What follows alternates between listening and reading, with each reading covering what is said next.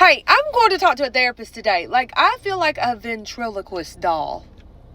Like, my mind feels so foggy and confuzzled. Like, I used to smoke cigarettes. Smoked them for years. And I could never smell the cigarette smoke. Okay? When I was smoking. When I stopped smoking, I could smell cigarette smoke now a mile away. That's how I feel now. I can never see certain things, but now that I'm not in it anymore, I'm like, holy crap, that doesn't make sense.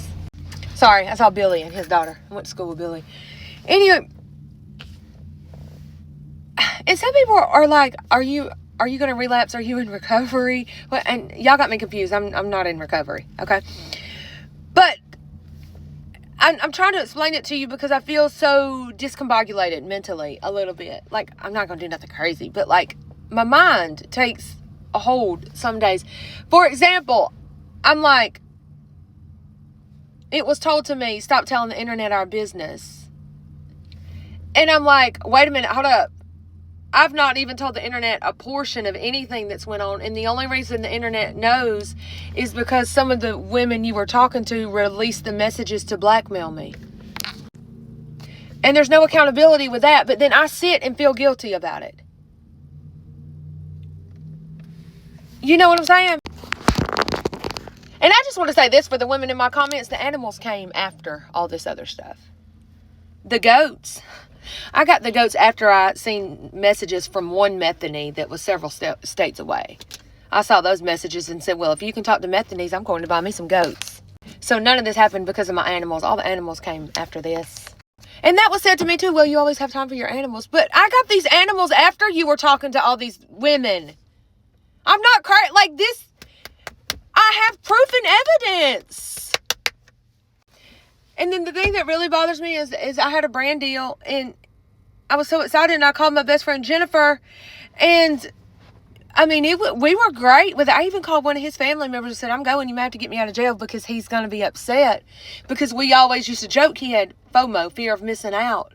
But it's way deeper than that, I think. I don't know. But then I didn't go to the brand deal. When I told him about it, I felt immediate rejection, immediate disdain for the brand deal. Like, no. And then when I said, he was like, so you going? I'm like, no. Well, what did I say to make you feel like you couldn't go? And I could never name anything he said, but it's how he made me feel. And there's just so many situations like that. Well, tell me a specific example of what I said. Well, you didn't say anything but. And then it's like a connect a dot because he told me an example of something going on in his professional life. And it's the same thing as the brand deal. Well, they said I made them feel this way. Well, what'd you say to him? Well, I didn't say nothing to him. And I asked him what I said to him. And I didn't say... I got to just talk to somebody because I know I'm not crazy. I mean, I might be crazy a little bit. But it was always my reaction. My reaction was always the problem. Never anything that caused it.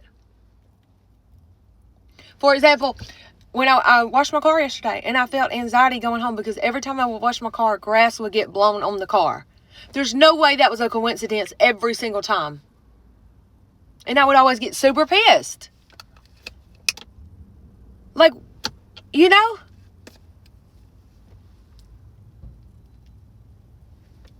I'm talking to somebody. I feel like I connected. Did I tell you that?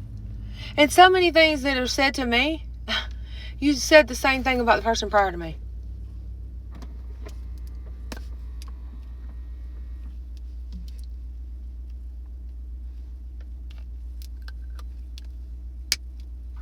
And why, when your friends were doing what you were doing, messaging and talking and hee-heeing and ha-haing and entertaining other women, it was a problem and it was wrong and there was never a good husband. But when you do it, you were just being a good guy. And there's so much I don't know. And y'all probably never will. And I'm fine with that. I've swept so much under the rug. And tried to put on, I have to go talk to someone. I wanted to send flowers to one of the women that tried to blackmail me. But we have a no contact order. Because if she had never released some of this stuff public, like, I wouldn't be here now. And I'm glad to where I am now, even though I'm mentally exhausted. And one of the coworkers sent me messages, and I'm like, you should have sent me this A long time ago. Years ago. Because my gut instinct then was right. Listen to your gut instinct. Call me later. I may not post this.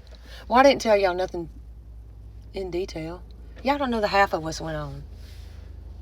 And the only reason you do know anything is because they released it, not me.